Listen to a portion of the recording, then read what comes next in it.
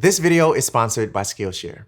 I can't say that I've made a ton of financial mistakes in my life, so I'm not going to lie to you and pretend that I have. But the few I have made have taught me some very valuable lessons that shook me at my core and also cost me a bit of interest as well.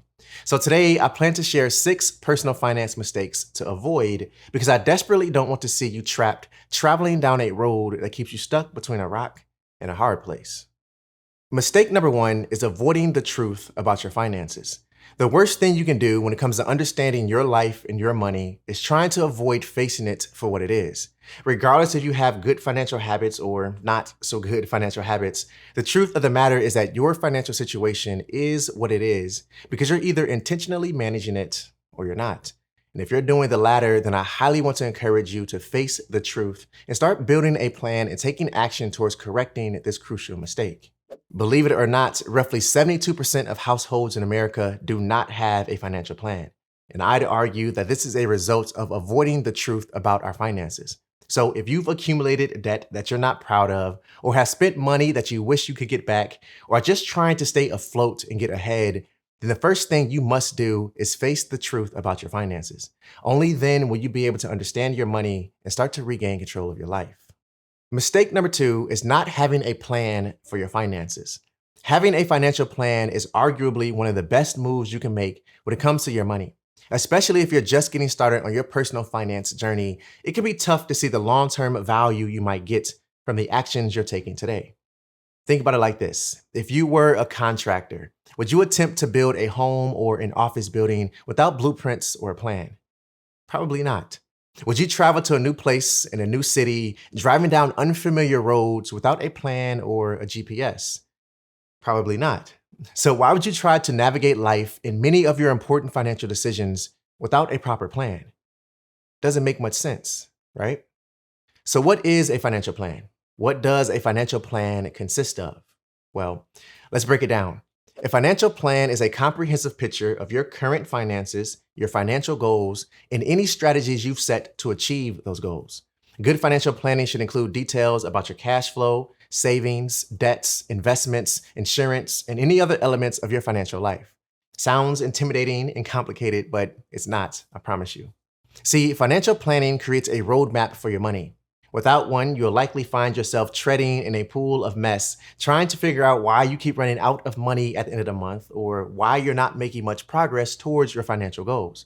So my challenge for you over the course of this next week is to sit down and iron out your financial plan if you don't have one already. Jot down things like your financial goals, your retirement plan, your debt management plan, your budget, and everything in between. And then use this plan to guide your actions and decisions every day moving forward. Mistake number 3 is not paying off debt. Not paying off your debt is one of the biggest financial mistakes you can make. Not only is it a threat to the success of your financial future, but it's also a threat to your freedom and ability to be in control of your life. Now, I've shared my debt-free journey before in pieces throughout my content. In a nutshell, I paid off $23,000 in 12 months, and my wife paid off $19,000 in a year and a half. And we did all of this before we got married, while we were dating, and separately with our own money, I might add. So it's safe to say that we were aggressively attacking our debts, which we were, and in hindsight, we're both extremely happy that we did. Now, rather than have you listen to me going on and on about the importance of paying off debts and how I support aggressively paying it off, I thought you might find value in hearing this from someone else as well. Take a listen to what Justin Bridges, a former financial pro, has to say about debt in his Skillshare class titled Modern Money Habits: 5 Steps to Build the Life You Want. Let's jump into this. We're going to talk about debt now, my favorite topic. The thing about debt is that when you have it, it's so easy to just pay as you go, pay along the schedule that they give you, pay the minimum per month. Because again, most of us don't have a ton of money laying around to get rid of it, right? The way I believe you should pay off debt is aggressively. Because like we talked about earlier, when you have debt, it slows down all the other things that are important in your life. Just as a little story, when I left my job on Wall Street, I was so miserable when I left that but I still liked that high-flying lifestyle, but I had no job because I was trying to figure out what I want to do. Do I want to stay in banking? Do I want to pivot to something that actually gives my life purpose? And during that time frame where I was unemployed and trying to figure all that out, I decided to still live the lifestyle I had when I had a higher income. And so I spent through all those savings, especially when I started deciding I wanted to take photos and bought photo equipment. And I just made the bad decisions that lead a lot of people to the wrong calculation in terms of money spending. And I ended up going into debt maybe like $15,000 or $20,000. And this was like, I was maybe 27 or 26, something like that. And that's a lot of money to be in debt. It took me a good year and a half to get my head on straight and decide, oh, wait, maybe I'm doing this the wrong way. And so if you're in a situation like that, this is the perfect lesson to really start focusing on how do I change my money behavior? Now, I wish I could share this entire class with you because there are so many valuable nuggets in Justin's content that gives you a new perspective and way of thinking about your money. And okay, I can't help myself. Take a listen to this as well. And lastly, I think what's really important about managing your money, about being comfortable with your money, it's about emotion. The thing that happens when you pay off debt is, one, you break the shackles, but really you get an emotional boost. You don't feel so stressed out and so tied to something else that you can't control. You finally have some freedom to really do with your money what you please. And that's where you want to get. You want to get to a point where emotionally paying off debt puts you in a way better place. And trust me, it puts you in a way better place. My wife and I both have had an emotional boost for sure in regards to our finances ever since we paid off our debts. Our stress financially is at an all-time low, and we feel in control of our lives because we're not tied to owing anyone anything.